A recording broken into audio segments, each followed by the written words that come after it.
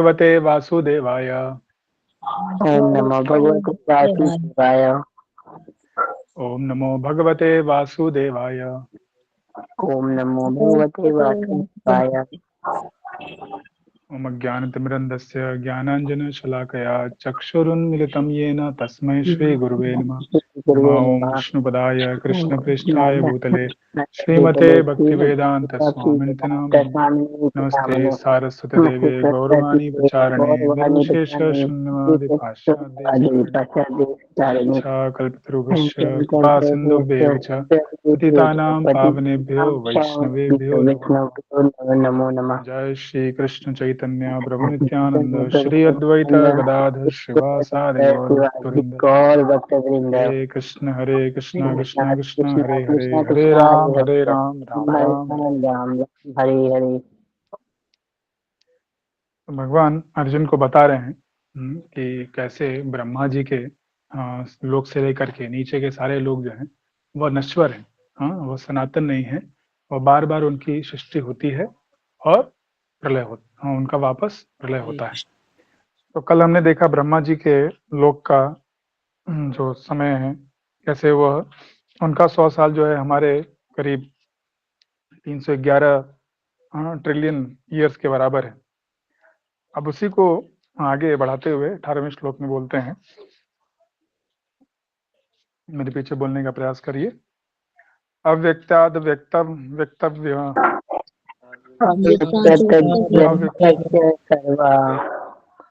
अव्यक्ताद व्यक्त यह सर्वाः अव्यक्ताद्व्यक्तयः सर्वाः भवन्ति अहरागमे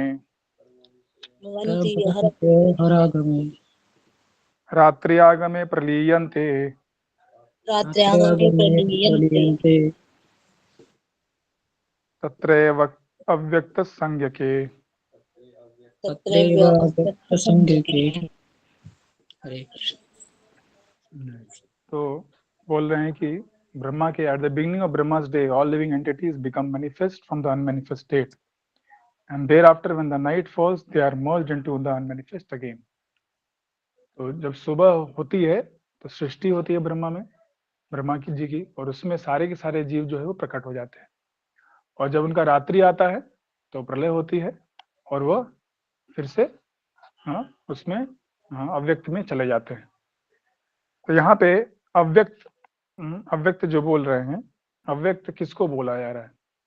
हमारे आचार्य बताते हैं कि अव्यक्त, क्योंकि वो ब्रह्मा जी उस वक्त सो रहे हैं, उनके सोने के समय को अव्यक्त बोल रहे हैं। तो ब्रह्मा का जो लोक है वह सामान्य व्यक्ति को दिखाई नहीं देता है, तो उसको भी अव्यक्त कहा जा सकता है। और उस वक्त ब्रह्मा सो रहे हैं तो उनके सोते वक्त के समय को यहाँ पे अव्यक्त कहा जा रहा है।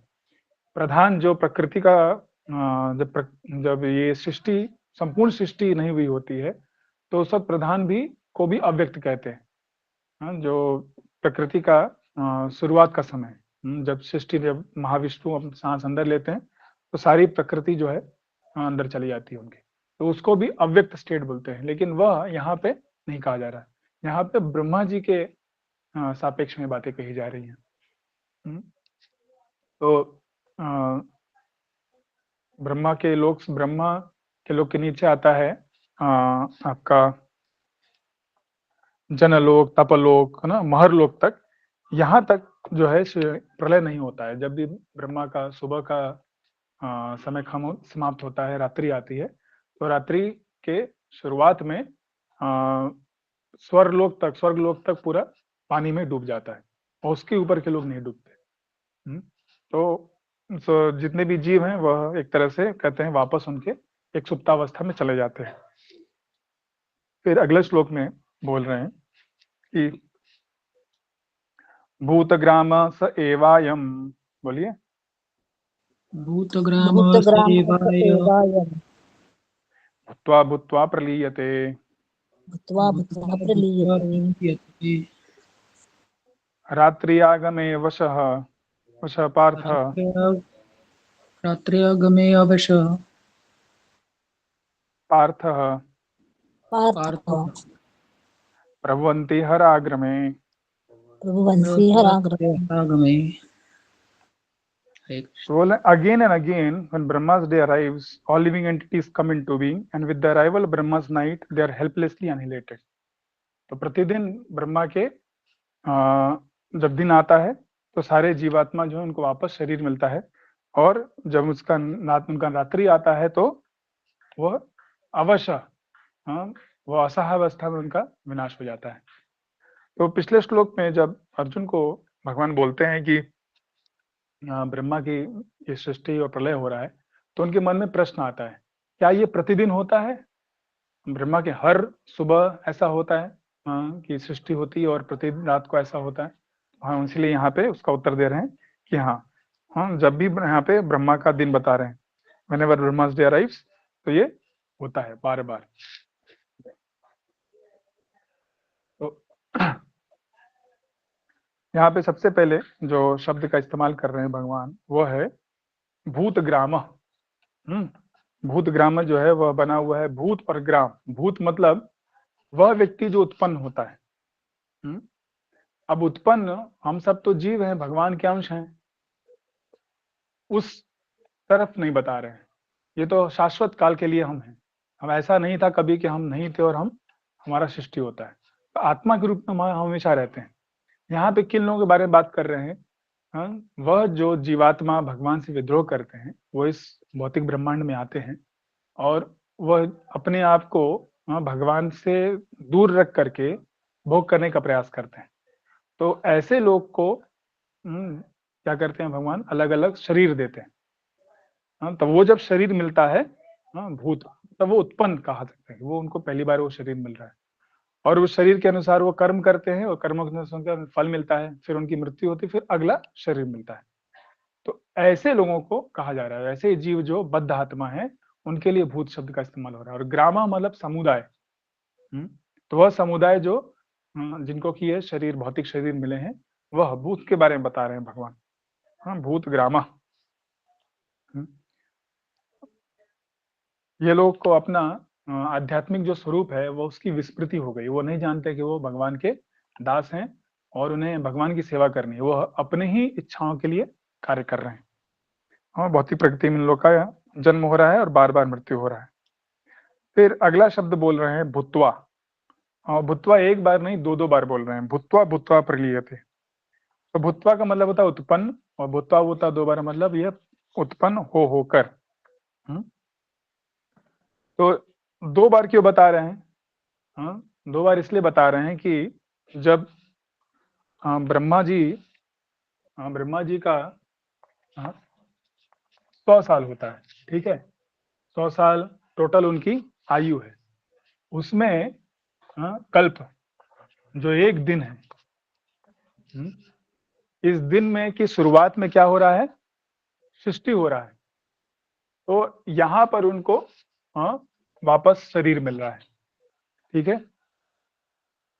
जब एक कल्प होता है, वो सो रहे होते हैं जी, उनको उठाया जाता है, फिर उन्हें पिछले जब रात्रि को जो उनका कर्म था उसके अनुसार वह उनको शरीर मिलता है।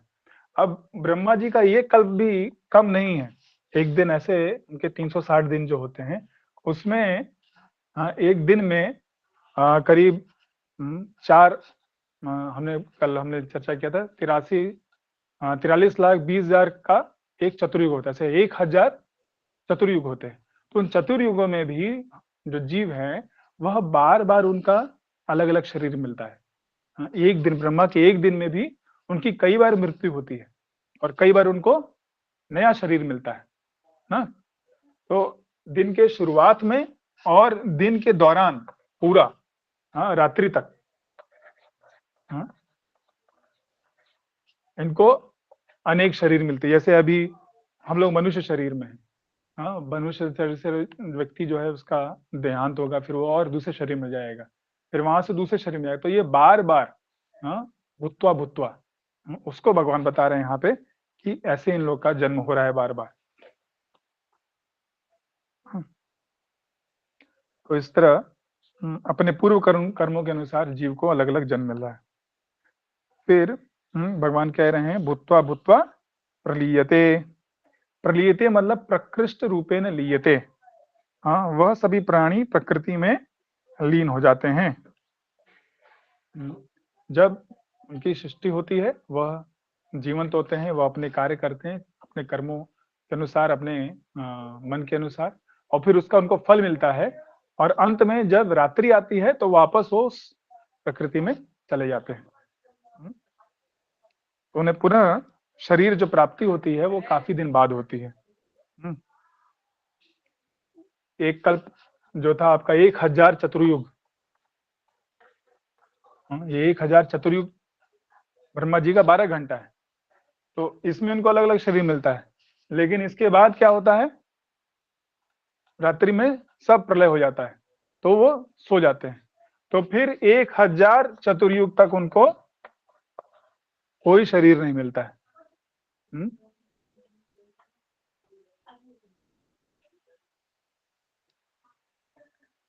हम्म।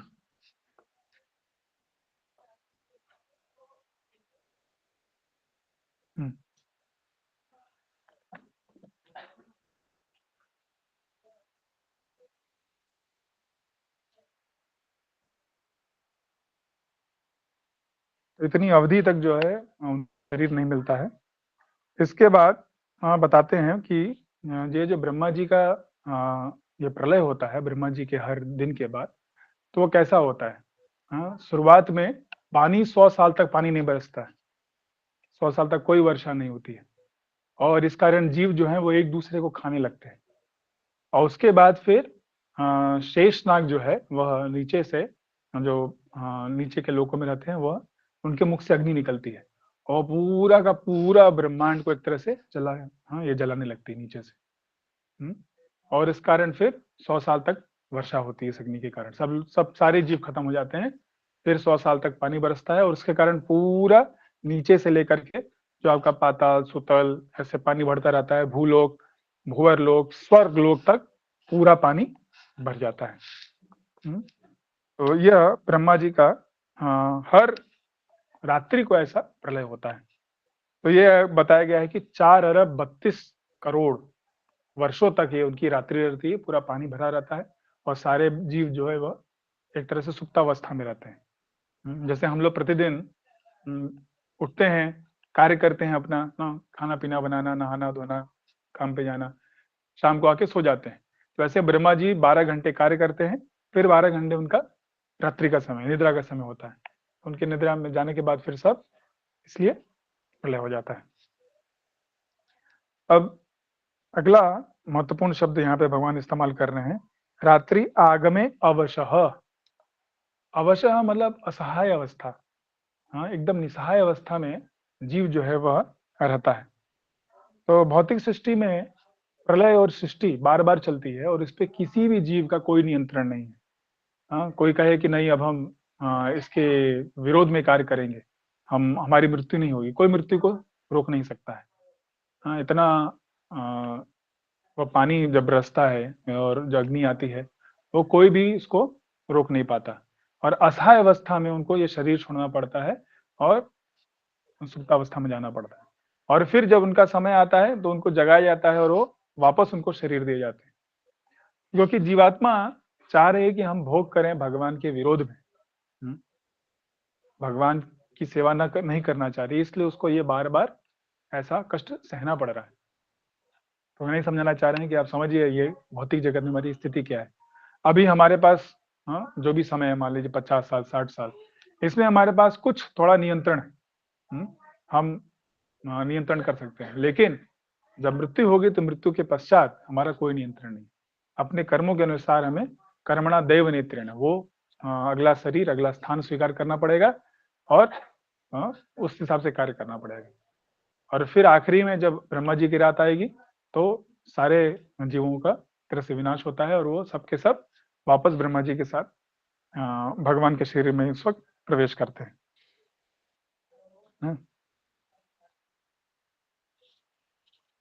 तो हम लोग कई उपाय कर सकते हैं यहाँ पर अपने, जब हम जीवित रहते हैं, मान लीजिए अभी गर्मी है तो हम उसको ठंडा कर सकते हैं, एक कमरे को ठंडा, एक दो कमरे को, एक घर को ठंडा कर सकते हैं। लेकिन पूरे के पूरे जगत में जो गर्मी फैली वो हम नहीं रोक सकते हैं। बहुत ज्यादा बारिश होती है तो वहां पे भी हम कुछ नहीं कर सकते कि बारिश को रोक दें ना। बहुत ठंडा पड़ता है, अत्यधिक ठंडा पड़ता है, बर्फबारी हो रही है, वो भी नहीं रोक सकते। तो हमें समझना है कि हम पूरी तरह से असहाय हैं। हाँ, जब भी सुनामी आता है, भूकंप आता है, तो गवर्नमेंट बोलती है बस वहां से भाग जाओ, वहां से हट जाओ, हाँ, कोई भी समुद्र में न जाए, तटवर्ती इलाकों को छोड़ दीजिए। तो ये यही सब दर्शाता है कि हम लोग पूरी तरह से असहाय हैं, भगवान की प्रकृति के समक्ष हम पूरी तरह से असहाय हैं, हम कुछ नहीं कर सकते। तो जब तक हमारे पास मनुष्य शरीर है, तब तक हम भगवान का स्मरण करके, भक्ति करके, अगला जो जन्म है वो भगवान के धाम में हो, ऐसा हम प्रयास कर सकते हैं। फिर बोल रहे हैं पार्थ प्रभवती अहराग्र में। हे पार्थ, जब अगला सुबह होता है, फिर से सृष्टि होती है और वापस इन जीवों को नया शरीर मिलता है, और वह क्या कर रहे हैं, जो उनका पूर्व कर्म था उस अनुसार से जो जो जिस स्थिति में थे मृत्यु के वक्त, पिछले दिन में, दिन के अंत में, वही चीज उनको वापस मिलती है और फिर से अपना और कर्म वो करने लगते हैं। तो ये बार बार इस तरह से सृष्टि होती है, और भगवान यहाँ पे अर्जुन को पार्थ नाम से बुला रहे हैं। पार्थ नाम से बुला के क्या कहना चाह रहे हैं, वो ये कह रहे हैं कि हाँ, तुम मेरी जो बुआ हैं, मेरी जो महान भक्त हैं, कुंती के पुत्र हो, इसलिए तुम इस कर्म बंधन में नहीं हो। हाँ, तुम इससे परे हो, तुम डरो मत। तुम्हें छोड़ के जो बाकी जीव हैं उनके विषय में बता रहा हूँ। भगवान के वह पार्षद हैं, शुद्ध भक्त हैं, उनकी सेवा में लगे हैं, इसलिए उन्हें वह साथ साथ आश्वासन दे रहे हैं कि तुम मत डरो कि तुम्हारे साथ ऐसा होने वाला है। तो ये जितनी भी यातनाएं हैं, जन्म मृत्यु जरा व्याधि की, ये सब ऐसे जीवों को सहनी पड़ती है जो भगवान के प्रति समर्पित नहीं है। अब अर्जुन के मन में प्रश्न उठता है कि भाई ये भौतिक सृष्टि की बार बार इस तरह से प्रलय और सृष्टि हो रही है, तो क्या कोई ऐसा स्थान है जो कि जहाँ प्रलय और ये सृष्टि बार बार नहीं हो रही, वो हमेशा रहती है? तो भगवान उसका उत्तर देते हैं अगले श्लोक में। कह रहे हैं परस्तस्मात्तु भावन्यो व्यक्त्यो व्यक्तात् सनातनः यः स सर्वेषु भूतेषु नश्यत्सु न विनश्यति। अब यहाँ पे वह अपने yet there is another unmanifest nature which is eternal, तो एक और अव्यक्त है। पिछले श्लोक में एक अव्यक्त की चर्चा हुई थी, वो था ब्रह्मा जी का लोक, लेकिन यहाँ पे ये अव्यक्त जो है वह अलग अव्यक्त प्रकृति है। और वो कैसी है? शाश्वत है, which is eternal and transcendental to manifest this manifest and unmanifest matter. तो ये जितना भी भौतिक प्रकृति है, भौतिक शक्ति है, इसमें कुछ मैनिफेस्ट है, कुछ प्रकट है, और बाकी सब अप्रकट रूप में है। तो इससे वो परे है, और वह कैसा है? वो सुप्रीम है, इससे महान है, और कभी उसका अंत नहीं होता है। जब ये सारा का सारा सृष्टि का प्रलय हो जाता है, अव्यक्त और व्यक्त पूरा भगवान के अंदर, तब भी वह स्थान रहता है, भगवान का वह धाम रहता है। तो भगवान यहाँ पर समझा रहे हैं कि दो चीजें हैं। सबसे पहली चीज बता रहे हैं कि एक अव्यक्त जो था वो ब्रह्मा जी का था, ब्रह्मा जी का लोक, उसको भी अव्यक्त कहा गया है।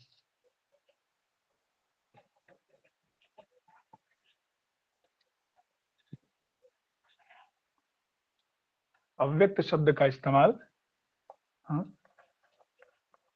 अव्यक्त मतलब जो आम व्यक्तियों को न समझ में आए, जिनको सामान्य व्यक्ति न जाने जिस चीज को, तो एक है ब्रह्मा जी का लोक।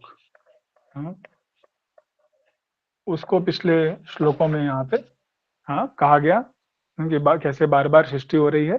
1000 चतुर्युग का एक दिन होता है और वो खत्म होने पे प्रलय होता है, तो यहाँ बताया। अब दूसरा बता रहे हैं भगवान, जो उनकी पराशक्ति है। अब ये पराशक्ति में आता, परस तस्मात् भाव, परा, ये जो उनकी पराशक्ति है, वो उनका जो वैकुंठ धाम है उसके बारे में चर्चा कर रहे हैं। तो उसमें कुछ अंतर, हाँ,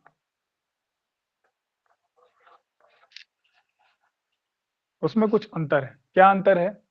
सबसे पहले तो ब्रह्मा जी का जो लोक है वह सनातन नहीं है, उसका सृष्टि हो रहा है, प्रलय हो रहा है, सृष्टि हो रहा है, प्रलय हो रहा है, तो यह, हाँ, नश्वर है। और वैकुंठ लोक जो है वह बता रहे हैं ये क्या है? सनातन है, इसका कभी अंत नहीं होता है। ये हमारा जो संसार है इसमें बार बार प्रलय सृष्टि होती है और ये चक्र चलता रहता है। लेकिन ऐसा कुछ चक्र वैकुंठ में नहीं है, ये हमेशा रहता है। और यहाँ पे अगर प्रलय हो जाए, सृष्टि हो जाए, तो उस पर कुछ फर्क नहीं पड़ता है। ऐसा नहीं कि वहां कुछ कमी पड़ गई। जैसे ये हमारा देश है, देश में अगर एक दो राज्यों में कुछ बड़ा तूफान आ जाए तो लोग हिल जाते हैं। इतना नष्ट हो गया, इतने लोगों की मृत्यु हो गई, हाँ, इतने सारा क्या कहते हैं जो गवर्नमेंट का जगह है वो बर्बाद हो गया, तो असर पड़ता है। लेकिन ऐसा वैकुंठ जगत में नहीं होता, उनको कोई असर नहीं पड़ता कि हमारा सृष्टि हो रहा है या प्रलय हो रहा है। फिर दूसरा चीज है कि यह जो सृष्टि है यह आपकी, हाँ, भौतिक भौतिक सृष्टि है, यह जड़ पदार्थ से बनी हुई है।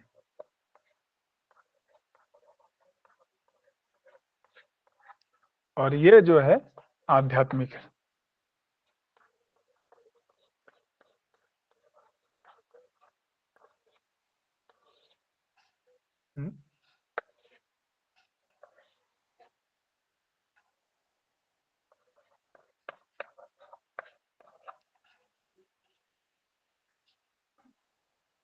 तो जो आपके पंच महाभूत है उससे बनी हुई है, मन बुद्धि अहंकार यहाँ पे है, ये उन चीजों से बनी हुई है जो 7वें अध्याय में भगवान बताते हैं, भूमि अपो नलो वायु खम मनो बुद्धि रेवच, उससे बनी। और ये जो वैकुंठ जगत है वह भगवान का आध्यात्मिक है ना, वह भगवान की जो सुपीरियर शक्ति है, पराशक्ति है, उससे बनी हुई है। परपोट में प्रभुपाद जी बोल रहे हैं, Krishna superior spiritual energy is transcendental and eternal, it is beyond all changes of material nature which is manifest and annihilated during the days and nights of Brahma। तो यह जितना भी भौतिक प्रकृति में परिवर्तन हो रहे हैं उनसे ये मुक्त है। भौतिक प्रकृति में क्या क्या परिवर्तन होते हैं? 6 परिवर्तन होते हैं। क्या है वो? उसका जन्म होता है, हाँ, उसका बढ़ोतरी होती है, ग्रोथ होता है, कुछ समय तक रहता है, फिर कुछ बाय प्रोडक्ट्स बनाते हैं, कुछ और शरीर निकलते हैं, और उसके बाद वो धीमे धीमे कम होता है और बाद में नष्ट हो जाता है। तो ये Krishna superior energy is completely opposite in quality to material nature, superior infinite nature has been explained in 7th chapter. तो 7वें चैप्टर में इसके बारे में बताया गया है, वहां से, हाँ, उसका उदाहरण दे रहे हैं प्रभुपाद जी की। हाँ, उसके उसी चीज को यहाँ पे और विशेष तरह से बता रहे हैं।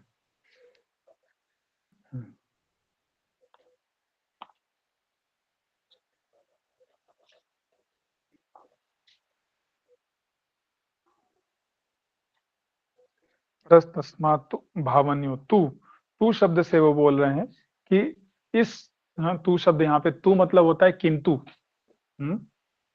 बट अगर हम कुछ बता रहे हैं उसमें बट लगा दिए तो मतलब जब पहले बोल रहे थे उससे कुछ भिन्न बात हो रही है। तो क्योंकि इसके पहले भी अव्यक्त की बात चल रही थी, तो इस पहले वाले अव्यक्त से और अभी जो अव्यक्त बता रहे हैं उसमें वो भगवान क्या कर रहे हैं? अंतर कर रहे हैं दोनों लोक में। जो भगवान का वैकुंठ लोक है वह भिन्न है ब्रह्मा जी के लोक और बाकी सारे जो 14 लोक हैं उनमें से।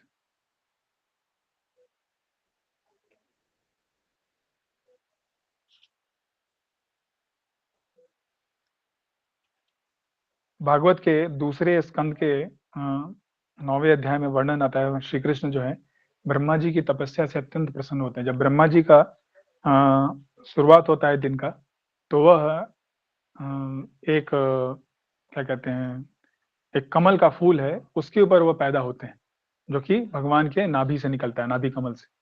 तो उनको पता नहीं चलता क्या करना है।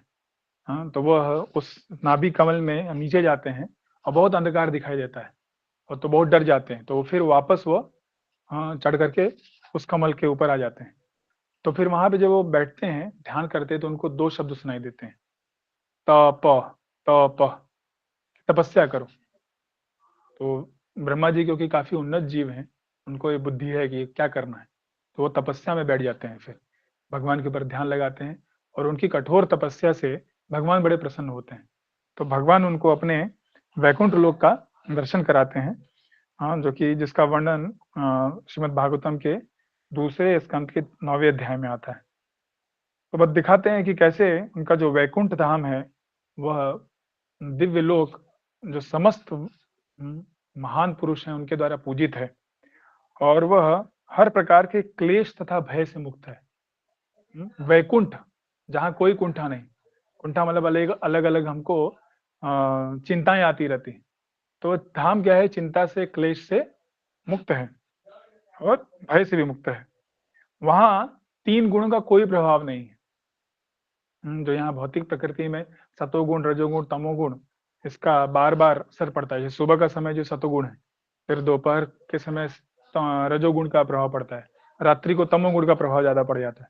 तो अलग अलग समय अलग अलग गुणों का प्रभाव पड़ता है, लेकिन ऐसा आध्यात्मिक जगत में नहीं है। वहां पे क्या है, ये 3 गुणों से मुक्त है। वहां सिर्फ भगवान की सेवा हो रही है, भगवान को प्रसन्न करने के लिए प्रत्येक व्यक्ति कार्य कर रहे हैं, 3 गुणों से मुक्त है। और काल, कल भी हम चर्चा करते कि वो जो भौतिक समय है, भौतिक समय से मुक्त है। यहाँ भौतिक जो आपका जगत है, इसमें काल क्या करता है, आपको आपके ऊपर नियंत्रण रखता है। एक समय में आपका जन्म होता है और फिर वहां से वो आपका बढ़ोतरी होती है, फिर कुछ समय रहते हैं और फिर वापस उसका व्यक्ति का वो विनाश कर देता है। तो काल बहुत शक्तिशाली है, और काल से कोई नहीं लड़ सकता है।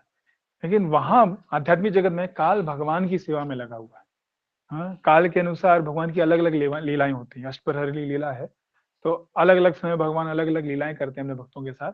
और वह समझिए कि कहा जाता है कि हर 20 मिनट में एक पूरा का पूरा वो चेंज हो जाता है, जो लीला चल रही है। भगवान कभी गाय चरा रहे हैं, फिर कभी गोपियों से मिल रहे हैं, कोई ग्वाल बालू के साथ खेल रहे हैं, फिर वापस आ रहे हैं, ठीक है, फिर रात्रि का समय हो गया, तो उनकी अलग लीलाएं चल रही हैं। तो ये भगवान का काल जो है, उस वक्त भगवान और भगवान के भक्तों को मदद करता है सेवा करने में। उनका दास है एक तरह से, न कि हम उसके अनुसार चलते हैं। तो भगवान ये साक्षात्कार जो है उनको देते हैं।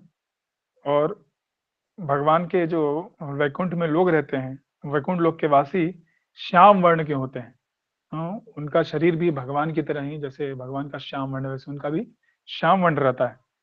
और वहां लक्ष्मी जी श्री कृष्ण के चरण कमलों की सेवा में, प्रेम पूर्ण सेवा में लगी हुई हैं। और सारे वैकुंठ लोक में चमचमाते हुए विमान दिखाई देते हैं, जो कि इसमें बैठ करके सारे वैकुंठवासी भगवान का गुणगान कर रहे हैं।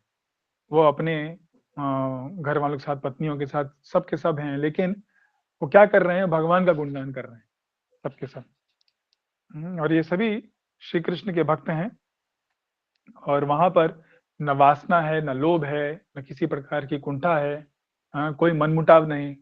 सब व्यक्ति जो है वह प्रेम पूर्वक, हर्ष पूर्वक भगवान की सेवा में लगे हैं। तो ऐसा यान अभी तक नहीं बनाया कि कोई वहां जा सके, लेकिन ये जो चीजें बताई जा रही हैं हमारे शास्त्रों में, और उनके अनुसार हम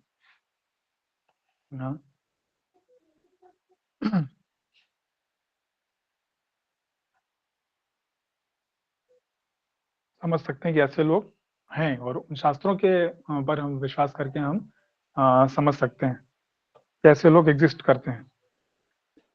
फिर अब आगे बोल रहे हैं, अगले पार्ट में बता रहे हैं श्लोक के कि यह स सर्वेषु भूतेषु नश्यस्यु न विनश्यति, कि ये अव्यक्त सनातन लोग जो है वह सभी प्राणियों के नष्ट होने पर भी विनष्ट नहीं होता है।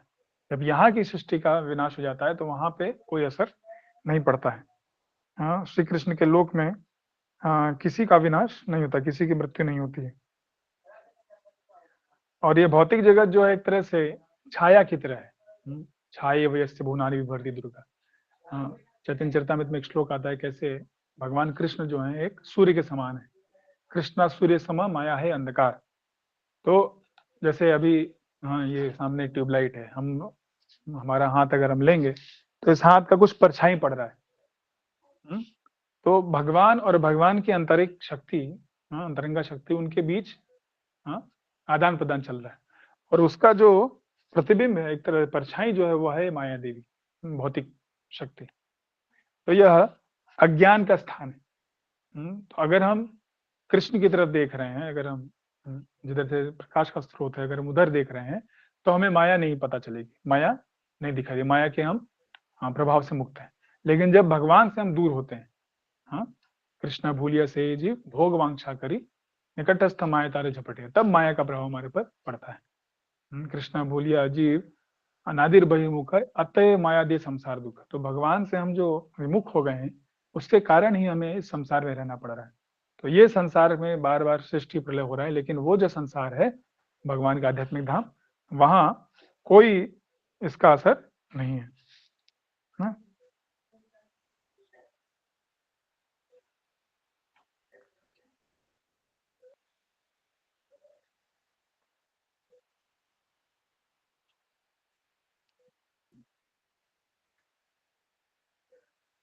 फिर अगला श्लोक में अर्जुन जो है वो सोचते हैं कि पहले भगवान ने अव्यक्त शब्द का इस्तेमाल किया, परमागति शब्द का इस्तेमाल किया, अक्षर शब्द का इस्तेमाल किया पिछले श्लोकों में। तो बोलते हैं कि ये जो अब अव्यक्त बोल रहे हैं, क्या ये तीनों के तीनों सेम है, एक ही है, या अलग अलग है? भगवान बोलते हैं नहीं, वो सब तरह से एक ही चीज को हम बोल रहे हैं, अलग अलग रूप में। किसवा श्लोक लेंगे? अव्यक्त अक्षरो इति उक्तस, तो अक्षर इति उक्तस् तम आहूह परमां गतिम, तमाहु गतिम् यम प्राप्य न निवर्तन्ते, यं प्राप्य न निवर्तते वर्तन्ते तद्धाम परमं मम। तद्धाम परमं मम। तो यहाँ भगवान बोल रहे हैं दैट विच वेदांति डिस्क्राइब एज अनमैनिफेस्ट, जिसको वेदांति लोग क्या बोलते हैं? अव्यक्त एंड इनफॉलिबल, अक्षर, that which is known as supreme destination, परमाम गति, वह जो परमाम गति कहते हैं, अक्षर कहते हैं, वह क्या है? वह वही, उसी को, वही मेरा supreme destination, having which attend one never returns to, one never returns, that is my supreme abode. वही मेरा परम धाम है, जहां पर जाकर के लोग वापस नहीं आते हैं। तो श्लोक संख्या 11 में जिस स्थान को भगवान ने अक्षर कहा था, फिर 13 में परमाम गतिम कहा था, उसी को भगवान बोल रहे हैं यहाँ पे, कि वह मेरा, ये उसको हम यहाँ अव्यक्त बोल रहे हैं, उसी को मेरा अव्यक्त धाम है, जहां जाकर के लोग वापस नहीं आते हैं। अव्यक्त शब्द का मतलब एक तरह से पहले समझा रहे, अव्यक्त मतलब जिसे हम देख नहीं सकते या जिसकी हम कल्पना नहीं कर सकते, वह अव्यक्त धाम है। हम जो देख सकते हैं उससे परे है। हम अपनी भौतिक शक्ति से, भौतिक चक्षुओं से उसको नहीं प्राप्त कर सकते, वह एक तरह से हमारे लिए अदृश्य है। अब इस वक्त हमारे जो इंद्रियां हैं वह भौतिक इंद्रियां हैं, यह भौतिक शक्ति से आच्छादित है। हम जैसे अगर हमें देखना है, ये दीवाल है, दीवाल के परे हम नहीं देख सकते, जान सकते, हमारा क्या है, लिमिटेशन है। लेकिन यहीं अगर ज्यादा हमारे जो वैज्ञानिक लोग हैं, वो लोग दूर बैठे भी चीजों को देख सकते हैं। इसके टेक्नोलॉजी है जिसके द्वारा हम इसके बाद क्या है वो भी देख सकते हैं। वो जो आर्मी है वो कई बार इस्तेमाल करती है, अगर किसी जगह पे ये लोग हैं, क्या कहते हैं, आतंकवादी लोग छिपे हुए हैं, तो वो देख के पता कर सकते हैं अंदर कितने लोग हैं, क्या क्या क्या उनके पास हथियार है। तो वो उनके पास वैसी अब टेक्नोलॉजी है, लेकिन आम व्यक्ति के पास ये शक्ति नहीं है। तो इसलिए वो भगवान बोल रहे हैं कि वो जो धाम है वह अव्यक्त है, सामान्य व्यक्ति उसको समझ नहीं सकते, देख नहीं सकते, कल्पना भी नहीं कर सकते, वो अदृश्य और अकल्पनीय है। एक श्लोक आता है, अतः श्री कृष्ण नामादि न भवेत ग्राह्यम इंद्रे सेवन मुखे ही जीवादो स्वयं एव स्फुरत्यद, कि कोई भी श्री कृष्ण को अपनी स्थूल भौतिक इंद्रियों के द्वारा नहीं समझ सकता है। जब तक वह दिव्य प्रेमा भक्ति नहीं करता, भगवान को प्रसन्न नहीं करता, तब तक वो अपने आप को प्रकट नहीं करते। जो भगवान की सेवा में लगते हैं, सेवन मुखे ही जीवादो, उनको भगवान ये साक्षात्कार देते हैं कि वह उनके इस दिव्य धाम को समझ सके। तो अभी जब हम भौतिक बंधन में हैं तो हमारे लिए समझना बहुत मुश्किल है क्या आध्यात्मिक है क्या भौतिक है। इसको समझने के लिए हमारे पास एकमात्र तरीका है, शास्त्रों से हम समझ सकते हैं। अगर हम जो दिख रहा है उसके ऊपर ही जाएंगे तो बहुत मुश्किल हो जाएगी, क्योंकि यहीं पे बहुत सारी चीजें हमें नहीं दिखाई देती हैं। जैसे हवा है, कोई देख सकता है हवा को? अपनी आंखों से तो हम देख नहीं सकते, लेकिन हवा है, हवा के कारण हम लोग सांस ले पा रहे हैं, जो मैं बोल रहा हूँ वो आप लोग सुन पा रहे हैं ना, वो हवा के माध्यम से ही ट्रांसफर हो रहा है। तो बहुत सारी चीजें हम नहीं देख पाते हैं, लेकिन वो है। और बहुत सारी चीजें हम देखते हैं लेकिन हमें पता है कि वो सही नहीं है। जैसे जब फैन चलता है तो लगता है कि वो पूरा का पूरा एक डिस्क चल रहा है, हाँ, और कंटिन्यूअस चीज चल रही है, लेकिन वो रुक जाता है तब पता चला भाई इसमें 3 अलग अलग डैने हैं, उसके कारण वो हवा दे रहा है। हाँ, दूसरा चीज है, अगर आप एक पेन या कुछ लकड़ी लीजिए, अब पानी में डालिए, थोड़ा सा हिस्सा बाहर रखिए, तो दूर से देखेंगे तो क्या लगेगा कि वो लकड़ी जो है मुड़ा हुआ है ना, एक जगह पे मुड़ गया है, लेकिन मुड़ा तो है नहीं, हमने तो तोड़ के डाला नहीं, तो वो क्या बस दिख रहा है। तो हम अपने भौतिक चक्षुओं पे डिपेंड नहीं कर सकते। भगवान का अगर धाम के बारे में पता करना है तो हमें गुरु साधु शास्त्र से सुनना पड़ेगा और उसको हम हल्का फुल्का महसूस कर सकते हैं। जैसे हमारा मान लीजिए कि हम लोग ये हम लोग यूज इस्तेमाल कर रहे हैं ना, तो ये मेरा है, हाँ, ये जो हेडफोन है मेरा है, तो मैं और मेरा हेडफोन में अंतर है। अगर इसको हम लोग तोड़ दें, जला दें, तब भी मेरा अस्तित्व रहेगा। वैसे ये क्या है, मेरा हाथ है, हाथ और मैं व्यक्ति में अंतर है, हमारा अस्तित्व जो है इससे भिन्न है। अगर हाथ कट भी जाए, जल भी जाए, तब भी मैं रहूंगा। तो हमारा आध्यात्मिक अस्तित्व है, यह हमें भगवान की सेवा करके ही हमें उसका साक्षात्कार मिल सकता है।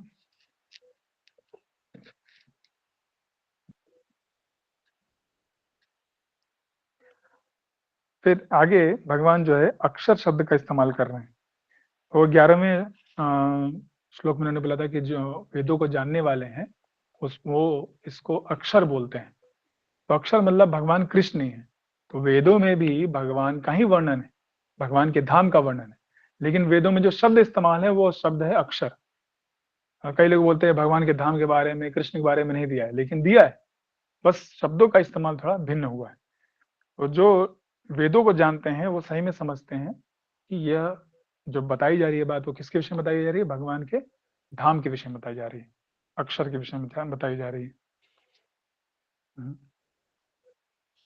अब अक्षर, हाँ, शर, हाँ, शर शब्द का यहाँ पे मतलब समझा रहे हैं। शर मतलब ऐसी वस्तु जिसमें परिवर्तन होता हो। जैसे हमने पहले चर्चा किया कि कुछ भी अगर भौतिक जगत में है तो उसका 6 परिवर्तन होते हैं उसमें।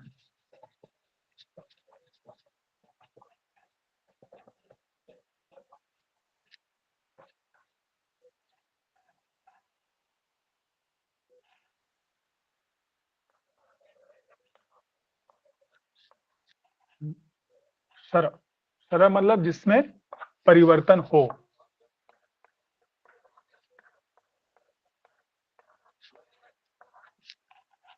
क्या क्या परिवर्तन होते हैं? पहला परिवर्तन होता है जन्म होना। इस भौतिक जगत में जितनी भी चीजें हैं, हर चीज का क्या है, एक जन्म होता है, एक क्रिएशन डेट होता है। हाँ, जैसे ये चौक है, ये बोर्ड है, पहले बोर्ड नहीं था, इसको बनाया गया, ना, तो ये बनता है, जन्म होता है इसका। फिर अगर उसमें जीवात्मा है तो उसका ग्रोथ होगा। इसको हिंदी में, चलिए इंग्लिश में ही लिखते हैं, हिंदी ढूंढना मुश्किल हो जाएगा। ग्रोथ होता है उसमें, अगर आत्मा है तो वो शरीर जो है बढ़ेगा। ठीक। ब्रह्मांड भी शुरुआत में क्या होता है, बहुत छोटा होता है और उसके महाविष्णु के रोमकूप से निकलता है, लेकिन फिर वो बढ़ता है, एक्सपैंड करता है। बर्थ, ग्रोथ, उसके बाद वह मेंटेनेंस होता है कुछ समय तक, उसका मेंटेनेंस हो, कुछ समय तक वो रहेगा। एक अवस्था आने के बाद हमारा ग्रोथ रुकता है, लेकिन वो मेंटेन रहता है। ठीक। फिर उसके साथ प्रोडक्शन ऑफ बाई प्रोडक्ट्स, कुछ शरीर ना, बच्चे पैदा होते हैं लोगों के, हाँ, दूसरे जो जीव वो भी बच्चे पैदा करते हैं, तो वह बाई प्रोडक्ट्स, जो बाई प्रोडक्ट्स आएंगे आपके, birth, growth, maintenance, by products. फिर क्या है, वह कमजोर होगा, ड्विंडल होगा। हाँ, लोग बूढ़े हो जाते हैं। यह पांचवा परिवर्तन। आखिरी परिवर्तन जो है वह डेथ है। तो ये 6 चीजें जब होती हैं तो वह उस वस्तु व्यक्ति को वो क्षर बोलते हैं।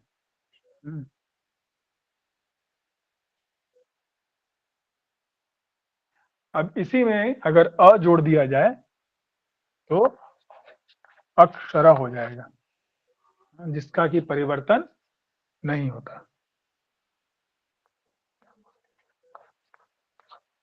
परिवर्तन नहीं होता ना, जिनमें ये चीजें, अच्छी चीजें आपको नहीं एक्सपीरियंस होगी, उसमें ऐसा परिवर्तन नहीं होगा, वो हमेशा ना रहेगा। ठीक है। जैसे आत्मा है, हमेशा रहती है, कभी मरती है या उसको काट भी नहीं सकते, और उसमें ऐसा है कि नहीं कोई बढ़ोतरी होती है, हाँ, कुछ और चीजें जुड़ जाएंगी, नहीं, वो आत्मा हमेशा कांस्टेंट रहेगी। और मेंटेनेंस की तो जरूरत ही नहीं, क्योंकि वह स्वयं अपने में है, उससे कुछ आता नहीं, वो कभी कमजोर नहीं होगा, कभी मृत्यु नहीं होगी। ऐसे ही भगवान का धाम भी है, हाँ, वह हमेशा रहता है। ऐसा कोई समय नहीं था जब आध्यात्मिक जगत नहीं था। और उसमें से वो पूर्ण है, संपूर्ण चीजें हैं, सारे लोग, सारे जीव उसमें हैं, वहां के जो है, और कभी उसका अंत नहीं होगा। तो वो आपका भगवान का कैसा है, वो अक्षरधाम है। इस तरह से भगवान बता रहे हैं कि ये अक्षर और अव्यक्त जो है वह उनका धाम है। फिर और यही नहीं, जो आध्यात्मिक जगत में लोग रहते हैं, अक्षर उस धाम में रहते हैं, वहां जो शरीर मिलता है उनमें भी ये 6 परिवर्तन नहीं होते। ऐसा नहीं कि वहां भी बार बार हमें जन्म लेना पड़ेगा, मृत्यु होने का, नहीं। वहां आपको एक, आपका शाश्वत एज हो जाता है। जो भी हमारा भगवान के साथ दिव्य संबंध है, जैसे भगवान के ग्वाल बाल है, तो भगवान के ग्वाल बालों का जो उम्र है भगवान से के बराबर ऑलमोस्ट रहता है। मान लीजिए 14-15 साल, बस उतना ही रहेगा, उससे आगे नहीं बढ़ेगा, ना उससे कभी कम होगा वापस। वो 14-15 साल के ही बच्चे हमेशा रहते हैं, और भगवान के साथ उनकी नित्य लीला चलती रहती है। जो वहां पे जो उनका शाश्वत स्वरूप है, वही शरीर में वो सेवा करते हैं, और वो भगवान के सेवा में लग के उनको दिव्य आनंद प्राप्त होता है। वो भगवान को प्रसन्न करना चाहते हैं और भगवान उनको प्रसन्न करना चाहते हैं। जैसे एक ये था, बछड़ा था, अपनी माँ से बिछड़ गया था, तो भगवान कृष्ण को पता चल जाता है, वो जाते हैं उसके पास, वो उसको उठाते हैं और उसको सहलाते हैं, बोले तुम्हें मैं तुम्हारी माँ के पास ले जाऊंगा, और उसको बहुत प्रेम करते हैं।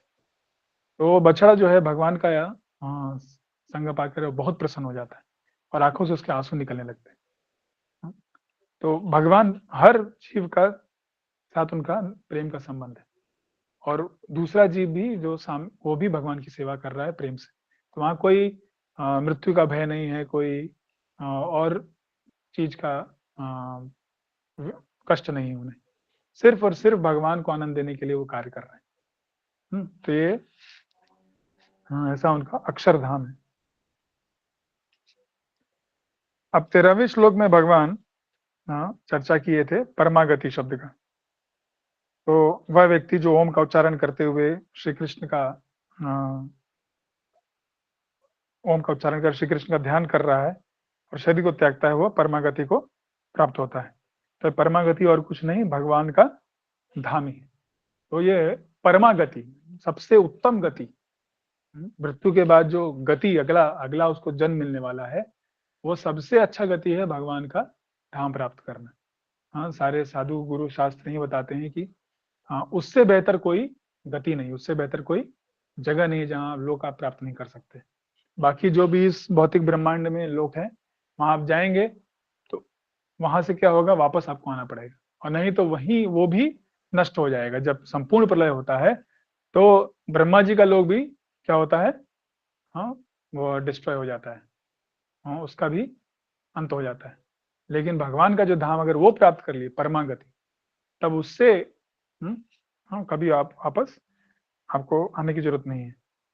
उससे श्रेष्ठ कोई गति नहीं है। दिन चर्चा कर रहे थे, राजा थे जो कि ब्रह्मलोक गए, फिर भी कुछ श्राप मिला तो आना पड़ा। हाँ, स्वर्ग में कितनी बार होता है। नहुष नाम का राजा था, हाँ, जो कि उन्होंने 98 ये अश्वमेध यज्ञ किए थे, 2 यज्ञ नहीं किए थे। तो इंद्र बनने के लिए उनको 100 यज्ञ करना होता है, तो 2 यज्ञ नहीं किए थे उन्होंने। लेकिन उस वक्त इंद्र बनने के लिए कोई काबिल व्यक्ति नहीं था। तो सारे देवता आते हैं, उनसे निवेदन करते हैं कि कृपया आप क्या करिए, इंद्र का पद स्वीकार कर लीजिए। वो बोले हमारे पास तो योग्यता नहीं है, 2 हमने कम यज्ञ यज्ञ किए हैं। तो बोलते हैं हमारे पास है, हम दे देते हैं आपको, वो 2 यज्ञों का फल हम दे देते हैं, लेकिन आप आइए और आप इंद्र बनिए। तो बड़े ही नम्रता से वो स्वीकार करते हैं और जाते हैं, सबका प्रणाम करते हैं और का पद भी स्वीकार करते हैं। लेकिन क्या होता है, कुछ समय बाद उनके मन में अहंकार आने लगता है। जब देखते हैं सभी लोग, सब बड़े बड़े राज जो देवता लोग हैं उनको प्रणाम कर रहे हैं, अप्सराएं नृत्य कर रही हैं, तो सोचते हैं कि मैं अब यहाँ का राजा हूँ। तो उनके मन में भाव आता है कि जो इंद्र की पत्नी है वो मेरे साथ रहना चाहिए। तो इंद्र की पत्नी को ये बात बस स्वीकार नहीं होती। तो वो सारे जो सप्त ऋषिगण है उनसे कहती हैं। तो वो उनको ऋषिगण बोलते हैं कि आप क्या बोलो कि मैं तुम्हारे साथ पास आऊंगी, लेकिन तुम्हें सारे सप्तऋषियों के साथ आना होगा। कि आप जो पालकी है वो पालकी भेजो, उस पालकी में मैं चढ़ के जाऊंगी, पालकी सारे सप्तऋषि ही उठाएंगे। तो वो बोलती है ठीक है। वो इन नहुष जो है, जो उस वक्त इंद्र थे, वो पालकी में बैठता है और सारे सप्तऋषि को लेके जाने लगता है। तो जानबूझ करके वो लोग कभी कभी वो थोड़ा धीमे धीमे चल रहे थे। तो उसको बहुत उत्कंठा होने लगी। तो बोलता है सर्प सर्प, जल्दी चलो जल्दी चलो। तो एक जो ऋषि थे उनको क्रोध आ जाता है, बोलते हैं तुम सर्प कह रहे हो तो जाओ तुम भी सर्प बन जाओ। तो वहीं वहां उस पालकी से ही वह गिरता है और नीचे आते आते एक सांप बन जाता है और बहुत बड़ा अजगर बन जाता है। एक वन में रहता है।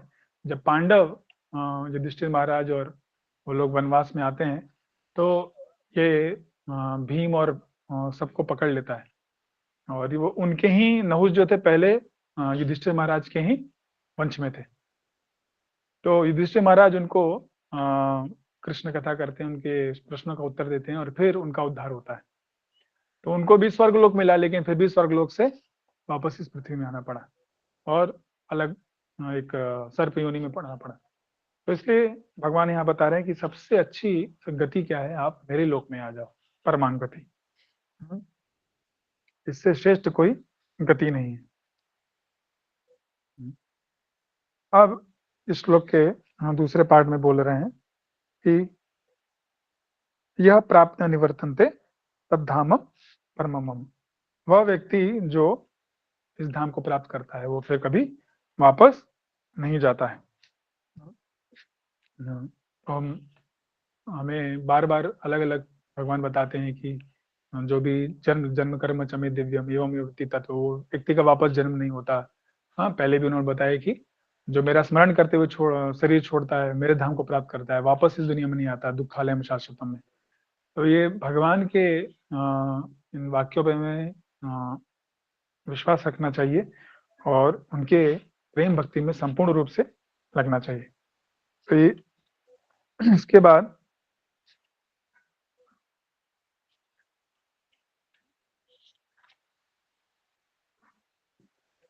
इसमें प्रभुपाद जी जो तात्पर्य है, तात्पर्य हम कह रहे हैं, हाँ, भगवान का जो चिंतामणि धाम है उसका पूरा वह विश्लेषण कर रहे हैं। The supreme abode of personality of Godhead is described in Brahma Samhita as Chintamani Dham, a place where all desires are fulfilled. तो वहां पे आपकी सारी इच्छाएं पूर्ण होती हैं। हाँ, यहाँ पे हमारी इच्छाएं होती हैं लेकिन हम उसको पूर्ण नहीं कर सकते। हाँ, सारी इच्छाएं पूर्ण नहीं हो सकती हैं। अगर हम मनुष्य शरीर में हैं, हम अगर उड़ना चाहें तो इस शरीर में नहीं उड़ सकते, भले ही हम एरोप्लेन वगैरह में जाएं, लेकिन जैसे चिड़िया उड़ती वैसे हम नहीं उड़ सकते।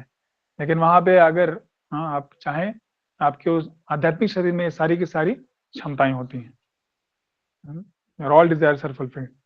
Supreme abode of lord Krishna known as Golok Vrindavan is full of palaces made of touchstone. तो चिंतामणि का बना होता है। हाँ, वो किसी भी चीज को अगर आप से स्पर्श करेंगे तो वह मणि में या सोने में कन्वर्ट हो सकता है। और जो there are also trees called desire trees that supply any type of eatable upon demand. तो कल्प वृक्ष, लक्षावृतेषु, बहुत सारे वहां पे क्या है, कल्प वृक्ष हैं। उन वृक्षों से आप जाकर के जो भी मांगेंगे आपको देंगे। हम अगर यहाँ इस संसार में कोई भी वृक्ष है, आम का पेड़ है, तो एक समय में आप जाएंगे तो आम के पेड़ से आपको आम का फल मिलेगा। लेकिन वहां पे आप किसी भी वृक्ष से कोई भी फल मांगे किसी भी समय वो मिल जाएगा। तो वो आपके इच्छाओं को पूरी तरह से पूर्ति कर सकते हैं। And there are cows known as Surabhi cows which supply limitless amount of supply of milk. वहाँ जो गाय हैं वो सुरभि गाय हैं। सुरभि गाय कैसी होती हैं, जो कि जितना चाहे उतना आपको दूध दे सकती हैं। हमारे यहाँ गाय होंगी बहुत 5 लीटर 10 लीटर, बहुत देंगी 15 लीटर दूध दे सकती हैं। लेकिन वो गाय क्या है, आपको सीमित मात्रा में दूध दे सकते हैं। फिर वहां पे उस भगवान के लोक में the lord is served by hundreds and thousands of goddess of fortune and he is called Govinda the primal lord in the cause of all causes. भगवान का नाम वहां पे गोविंद है, जो लाखों लाखों लक्ष्मियां वहां पे भगवान की सेवा में लगी हैं। हाँ, भगवान के को प्रसन्न करने के लिए वो प्रयत्नरत है। The lord is accustomed to blow his flute वेणु कणंतम अरविंद दलायताक्ष। वो श्लोक का यहाँ पे वर्णन कर रहे हैं कि भगवान अपने वेणु को बजाते हैं और उनका जो रूप है, वह आंखें जो हैं उनकी कैसी हैं, कमल दल की तरह। जो कमल का पंखुड़ी होता है उस तरह से उनकी बड़ी बड़ी आंखें, सुंदर आंखें होती हैं, लाइक लोटस पेटल्स। और colour of his body is like colour of clouds. तो जो मानसून के वक्त जो घने बादल आते हैं, मेघ श्याम, हाँ घनश्याम बोलते हैं भगवान का नाम है। कैसे? हाँ, क्योंकि उनका शरीर जो है, शरीर का कलर वैसा है, dark blue. Is so attractive that is beauty excels thousands of cupids. तो इतने वो सुंदर है, इतने सुंदर है भगवान की हजारों कामदेव उनके सामने कुछ नहीं है। एक बार कामदेव स्वयं आता है भगवान को मूर्छित करने के लिए, उनको उनके ऊपर अपने बाण चलाने के लिए। लेकिन वो जब आते हैं और भगवान के ऊपर निशाना लगा के जब छोड़ने वाले होते हैं तो भगवान का दृष्टि उनके ऊपर पड़ जाती है। तो भगवान को देख करके वह एकदम मंत्रमुग्ध हो जाते हैं और खुद ही बेहोश हो जाते हैं। तो ऐसे हजारों कामदेव से भी ज्यादा सुंदर भगवान का रूप है। और वह सैफरन क्लॉथ पहनते हैं और उनके जो उनके सिर पे मोर पंख है, और वनमाला है। इस तरह से उनका वो बता रहे हैं, उनका पूरा विवरण बता रहे हैं। तो यहाँ भगवत गीता में गोलोक वृंदावन के विषय में प्रभुपाद जी कह रहे हैं कि बहुत थोड़ा सा हिंट दिया गया है, लेकिन डिटेल में जो है बाकी शास्त्रों में बताया गया है। और कठोपनिषद का चर्चा कर रहे हैं। ब्रह्म संहिता में कठोपनिषद में बताया गया है कि there is nothing superior to the abode of Supreme Lord and that abode is ultimate destination. पुरुषान न परम किंचित स काष्ठा परमागति। When one attains to it, he never returns to material world. तो जो भी वहां जाता है वह भगवान को प्राप्त करता है और फिर वापस इस दुनिया में वो नहीं आता है। तो इस तरह शास्त्रों में, वैदिक शास्त्रों में भगवान के धाम का संपूर्ण विवरण दिया है। और भगवान का धाम में वृंदावन धाम है, वैकुंठ लोक है, भगवान राम का स्थान है, नरसिंह का स्थान है, द्वारका मथुरा, ऐसे अनेक लोक हैं जो हमेशा आध्यात्मिक प्रकाश है वहां पे सूर्य और चंद्र इसकी आवश्यकता नहीं है। और उसमें हर एक जो जीव है भगवान का शुद्ध भक्त है और भगवान की सेवा में लगा है। अब उसको कैसे प्राप्त करें? तो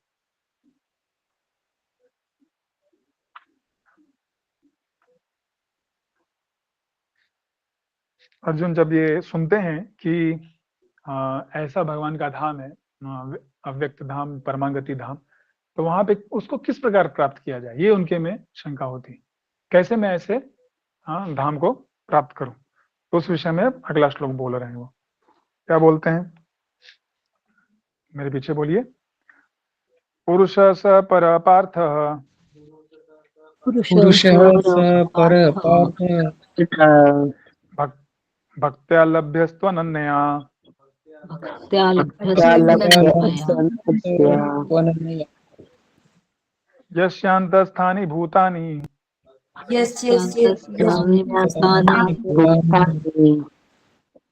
येन सर्वमिदं तदम्। तमिदं तदम्। हरे कृष्ण। बता रहे supreme personality of godhead who is greater than all is attainable by unalloyed devotion. तो भगवान की अनन्य भक्ति के द्वारा ही वह परम पुरुष आपको मिल सकते हैं, जो कि ग्रेटर देन ऑल, हर व्यक्ति से जो महान है। Although is present in his abode, he is all pervading and everything is situated in it.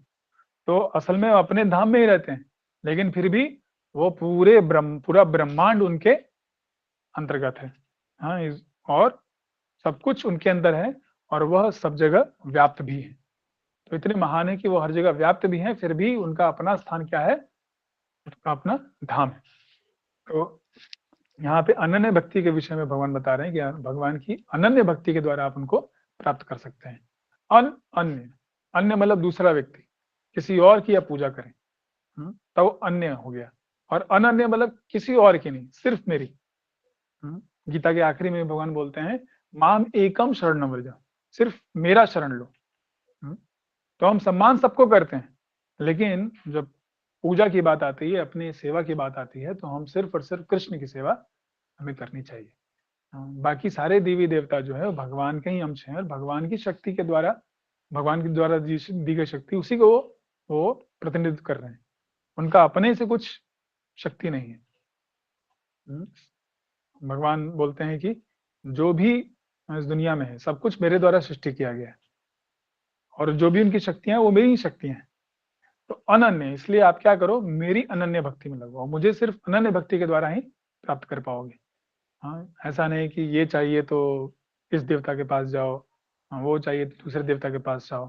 ठीक है, आप मेरे पास आओ, सारी की सारी इच्छाएं सब पूर्ण होंगी। ध्रुव जो है वह चाहते थे कि उनको बड़ा राज्य मिले, तो इतना बड़ा राज्य दिया उन्होंने, आज तक न ध्रुव लोक में वो है और वह आध्यात्मिक धाम एक तरह से भगवान ने उनके लिए दे दिया। तो भगवान कह रहे हैं कि आप क्या करिए, अर्जुन को बोल रहे हैं आप अगर मुझे प्राप्त करना है तो अनन्य भक्ति करनी होगी। तो वह परम पुरुष मात्र अनन्य भक्ति के द्वारा प्राप्त किए जा सकते हैं। अभी कुछ भी हमें प्राप्त करना होता है तो कई सारे कार्य कर सकते हैं।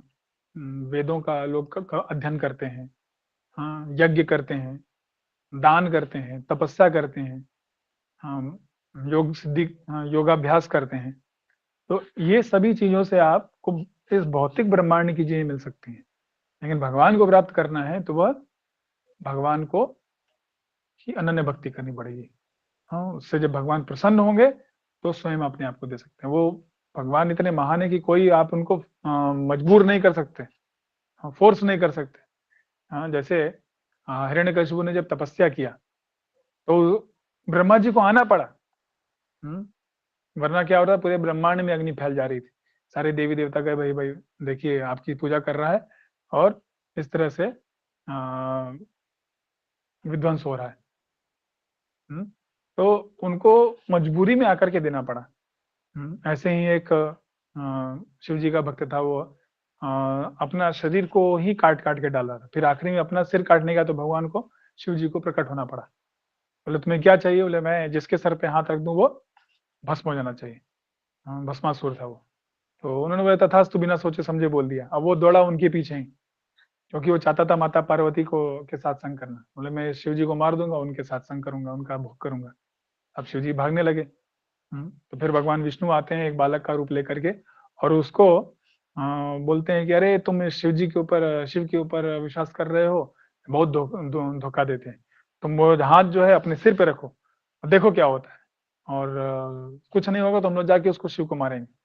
तो हाँ, उसको मूर्ख बना करके उसके सिर पे ही हाथ रखवा देते हैं, वो भस्म हो जाता है। तो जो यहाँ इस भौतिक ब्रह्मांड में देवी देवता हैं, उन्हें कोई फोर्स कर सकता है कि आप हमें ये आशीर्वाद दीजिए। भगवान को इस तरह से कोई मजबूर नहीं कर सकता। भगवान तो पूरी तरह से इंडिपेंडेंट है, सर्वशक्तिशाली, उन्हें कोई आवश्यकता नहीं सबको। हाँ, लेकिन भगवान जो है प्रसन्न होते हैं जब आप उनकी तरफ एक कदम रखते हैं, उनकी सेवा करने का प्रयास करते हैं, भक्ति करने का प्रयास करते हैं, तो 1000 गुना आपको अधिक मदद करते हैं। इनफैक्ट वो हमसे ज्यादा चाहते हैं कि हम उनके पास आए। इस दुनिया के जो जीव हैं भगवान की सेवा नहीं करना चाहते, लेकिन फिर भी भगवान जो है बार बार अवतार लेते हैं, अपने भक्तों को भेजते हैं, और चाहते हैं कि हम उनको प्राप्त कर सकें। तो इसलिए यहाँ पे भगवान जो है बोल रहे हैं कि तू पुरुष स पर पार्थ भक्त्या तो लबनस्त्व अनन्या।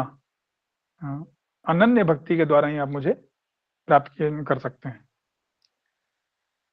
अनन्य भक्ति मतलब किसी और की नहीं, सिर्फ और सिर्फ कृष्ण की भक्ति। और जब हम कृष्ण की भक्ति करते हैं तो उससे क्या होता है, बाकी सारे जीव अपने आप उनका हम सेवा कर दे रहे हैं। हम बहुत महत्वपूर्ण उदाहरण देते हैं शास्त्रों में कि जैसे एक पेड़ है, उस पेड़ के जड़ में आप अगर पानी डालेंगे तो हर एक पत्ते को, हर एक टहनी को, उसको जितनी आवश्यकता है सब पानी मिल जाता है। आपको अलग अलग जाकर के पत्ते से नहीं पूछना पड़ेगा तुम्हें कितना चाहिए, ना 10 ml ये लो ना, स्प्रे कर दिया ना, फिर टहनी के पास जाए फिर उसको स्प्रे कर दिया, नहीं। हाँ, तो अगर भगवान जिस तरह से हम लोग जड़ में पानी डालते हैं और पानी हर जगह चला है, तो वैसे भगवान की हम जब सेवा करते हैं तो सारे जीवों के प्रति जो हमारा कर्तव्य है वो अपने आप पूर्ण हो जाता है। और हमारे पास इतना समय भी नहीं है कि हम अलग अलग देवी देवताओं का हम लोग क्या करें, भक्ति करें। तो जो लिमिटेड समय दिया है उसमें सबसे अच्छा है भगवान की सेवा करें। और यस्मिन तुष्टम जगत तुष्टम, जब भगवान प्रसन्न होते हैं तो पूरा ब्रह्मांड प्रसन्न हो जाता है, पूरा ब्रह्मांड संतुष्ट हो जाता है। अब बोल रहे हैं परम पुरुष। वो परम पुरुष कौन है? पहले भी ने चर्चा की, परम पुरुष कोई नहीं, मात्र कृष्ण है। ईश्वर परम कृष्ण सच्चिदानंद विग्रह अनादिरादिर गोविंद सर्व कारण कारणम। तो बहुत सारे ईश्वर हैं इस दुनिया में, लेकिन परम ईश्वर कौन है? भगवान कृष्ण। बार बार उस ब्रह्म संहिता में ब्रह्मा जी बोल रहे हैं आखिरी में, गोविंदम आदि पुरुषम तमहम भजामि। हर एक श्लोक की एक तरह से हम वही बोल रहे, गोविंद ही आदि पुरुष हैं, उनको ही सारे लोग उनसे आए हैं, और सारी भक्ति जो है करनी है उनके प्रति करनी है, अनन्य भक्ति। अब यहाँ पे भगवान बोल रहे हैं कि अर्जुन को पार्थ नाम से बुला रहे हैं। पार्थ नाम से इसलिए बुला रहे हैं कि पार्थ, तुम मेरे बुआ के बेटे हो, तो तुम्हारे लिए मेरा ये जो धाम है यह हमेशा खुला रहेगा। क्योंकि तुम्हारा जो संबंध है वो दिव्य संबंध है। तुम्हारी माँ मेरी बहुत बड़ी भक्त है, और तुम, इसलिए तुम्हें हमेशा ये मौका है कि तुम मेरे धाम आ सकते हो। फिर श्लोक की दूसरी पंक्ति बोल रहे हैं, यस्य अंतस्थानी भूतानि येन सर्वमिदं ततम। मतलब इसके अंदर जितने भी प्राणी हैं सब कुछ व्याप्त है।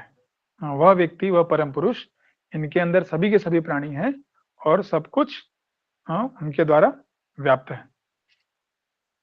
तो जब भगवान सृष्टि करते हैं महाविष्णु, तो उनके रोमकूप से सारे ब्रह्मांड निकलते हैं और सारे जीव फिर उनके उसमें प्रवेश करते हैं, हर एक ब्रह्मांड में अलग अलग अपने अपने कर्मों के अनुसार। और फिर भगवान भी उसमें प्रवेश करते हैं गर्भोदक्षा विष्णु के रूप में। और फिर वहां गर्भोदक्षा विष्णु जो है उनसे विश्व रूप आता है, विश्व रूप के एक्सपेंशन में हर एक कण कण में भगवान फिर प्रवेश करते हैं। तो सब कुछ भगवान से व्याप्त है, भगवान से आ रहा है और भगवान में ही है। भगवान का पूरा नियंत्रण में। तो ऐसे व्यक्ति को फिर हमें प्राप्त करना बहुत आसान हो जाता है, उनकी सेवा करना ही सबसे महत्वपूर्ण कार्य है। माता यशोदा भी जब एक बार उनको दूध पिला रही थी, तो भगवान के अचानक मुंह में देखती हैं तो उन्हें सारा ब्रह्मांड दिखाई देता है। तो भगवान ये कहना चाहते हैं कि आप मेरी सेवा कर रही हो, मेरे साथ साथ पूरे ब्रह्मांड की एक तरह से आपकी सेवा हो जा रही है, क्योंकि सारा ब्रह्मांड क्या है, मेरे अंदर में ही है। श्री कृष्ण के अंदर ही समस्त प्राणी है और सारा जगत उनके द्वारा ही व्याप्त है। और ये सारी जगह व्याप्त होने पे भी लोग बोले अच्छा सब जगह व्याप्त है तो अपने धाम में नहीं है, मतलब नहीं, फिर बोल रहे नहीं, मैं अपने धाम में भी हूँ। वो धाम में उनका क्या है, वहां पे वह भगवान अपने भक्तों के साथ प्रेम का आदान प्रदान कर रहे हैं। भक्त उनकी सेवा करना चाह रहे हैं और भगवान उनकी सेवा करना चाह रहे हैं। तो मायावादी लोग बोलते हैं कि भगवान जो है वो विस्तार हो गया है और अब उनका अपना अस्तित्व खत्म हो गया। तो ऐसा नहीं है, भगवान का अपना अस्तित्व भी है। ओम पूर्णमिदम पूर्णात् पूर्णमुदच्यते पूर्णस्य पूर्णमादाय पूर्णमेवावशिष्यते। कि भगवान पूर्ण है और भगवान से आने वाली हर एक चीज वो भी पूर्ण है। ब्रह्मांड उनसे आए तो ये भी पूर्ण है। और भगवान के अनेक स्वांश विस्तार भी हैं। भगवान विष्णु रूप में, राम रूप में, नरसिंह रूप में वह प्रकाशित और एक्सपैंड कर रहे हैं। गर्भोदक्षाई विष्णु, शिरोदक्षाई विष्णु उसके रूप में भी एक्सपैंड कर रहे हैं। लेकिन इसका मतलब कि भगवान अब कम हो गए। जैसे हमारे पास अगर मान लीजिए 10 रुपए में से एक रुपए हमने बांट दिए तो 10 रुपए हमारा तो खत्म हो जाता है ये भौतिक रूप में। लेकिन भगवान के साथ ऐसा नहीं होता। एक कृष्ण से अगर 100 कृष्ण भी निकल के आए तब भी ओरिजिनल कृष्ण जो है उनके ऊपर कोई असर नहीं पड़ेगा। तो वो भगवान का अपना अस्तित्व है और वो अपने धाम में रहते हैं और वह उस धाम में अपने भक्तों के साथ वह आनंद पूर्वक प्रेम का आदान प्रदान कर रहे हैं। तो ऐसे भगवान को प्राप्त करने के लिए हमें ये बहुमूल्य मनुष्य जीवन मिला है और ये भगवान की शुद्ध भक्ति जो है भगवान चैतन्य महाप्रभु स्वयं आकर के वितरित कर रहे हैं। तो इसे हमें स्वीकार करना है और भगवान की भक्ति में आगे बढ़ना है। ठीक है, आज हम यहीं पे समाप्त करेंगे, समय हो गया है। तो हमने आज देखा कैसे ब्रह्मा जी की जो सृष्टि होती है वो बार बार उसका प्रलय होता है और वापस सृष्टि होती है दिन के शुरुआत में। और वो जो लोक है वो उसको अव्यक्त बोलते हैं, लेकिन उससे परे भी भगवान का अपना अव्यक्त लोक है जो कि अक्षर परमागति उसको भगवान बोले हैं। और वह हमेशा रहता है, सनातन रहता है। और वह प्राप्त करने के लिए क्या करना होगा, आपको भगवान की अनन्य भक्ति करनी होगी। हरे कृष्णा। श्रीमद् भगवद गीता की जय। श्रील प्रभुपाद की जय। किसी का कुछ प्रश्न है तो पूछ सकते हैं।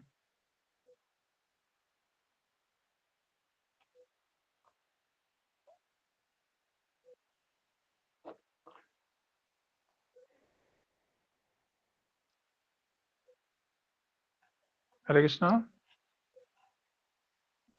हरे कृष्णा प्रभु जी। हाँ प्रभु। जो मतलब यहाँ पर मतलब जो धाम जो आ रहे हैं ना, मतलब कि जो मैंने मतलब कि कहीं पढ़ा भी था, मतलब कि जो भगवान ने जो धाम बनाए थे, मतलब कि कई मतलब कि 12 मतलब कि धाम होते हैं, 4 धाम भी होते हैं। तो श्री मतलब जो भगवान कृष्ण की जो धाम है, मतलब कि वो उसमें से एक तो मतलब कि ये वाला है ना, जगन्नाथपुरी वाला एक धाम है जो कि मतलब कि कलयुग का मतलब लौकिक धाम है। तो वो बाकी के तो कौन से? देखिए इस भौतिक ब्रह्मांड के अंदर की बात है। यहाँ पे हाँ जो हाँ, ये भगवान चर्चा कर रहे हैं इस भौतिक ब्रह्मांड से परे जो उनके आध्यात्मिक लोक है उस धाम की बात हो रही है ना। हाँ हाँ, जैसे नहीं नहीं, वो समझ अमेरिका में देश है। हाँ। वो समझ में आया मुझे, मतलब कि भगवान मतलब कि जो हम्म गोलोक, वैकुंठ धाम, हम्म वृंदावन धाम, हम्म वो आध्यात्मिक धाम बता रहे। और जो उनका मतलब कि हम्म सनातन शाश्वत जो रूप है वो भी बता रहे। नहीं, मैं हम्म यहाँ का जो हम जो रहते हैं ना, यहाँ पे भौतिक जो संसार में रहते, हम्म। वहाँ का वो बोल रहा था वो। तो यहाँ पे वृंदावन है, मायापुर है, जगन्नाथपुरी है, हाँ, अयोध्या है, ये सब भगवान के धाम का ही एक प्रतिलिपि है यहाँ पे। हाँ, एक एम्बेसी टाइप भगवान ने बना रखा है कि जैसा वो धाम वैसा ही यहाँ पे भी उन्होंने मैनिफेस्ट किया है।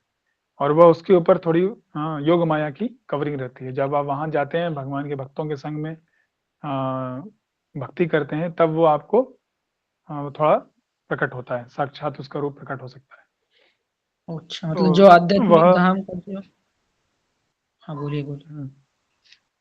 आध्यात्मिक धाम जो इस ब्रह्मांड से परे है, उसी का एक प्रतिरूप यहाँ पे भगवान ने बना रखा है। तो इसीलिए कहा गया है कि आप धाम में साल में एक बार, 2 साल में एक बार जाइए। वहां जाने से उन स्थानों का आप दर्शन कर सकते हैं जहाँ भगवान ने लीलाएं की हैं। भगवान के जो शुद्ध भक्त वहां रहते हैं उनका संग कर सकते हैं, और उससे प्रगति, भगवान की भक्ति करने के लिए हमें प्रेरणा मिल सकती है। हमारा विश्वास का भी और वर्धन होता है, श्रद्धा बढ़ती है। वो सब स्थान जो है जहाँ भगवान ने लीलाएं की हैं, जहाँ भगवान अपने ग्वाल बालों के संग बैठ करके खाना खाए हैं, अनेक असुरों को मारे हैं। हाँ, तो वो सब स्थान पे जा करके दर्शन करने से, कथा करने से, नाम संकीर्तन करने से हमारा श्रद्धा बढ़ता है। ओके, हरे कृष्ण। हरे कृष्ण। और कुछ प्रश्न है किसी का? आज जो हमने चर्चा की उसमें से कुछ प्रश्न है?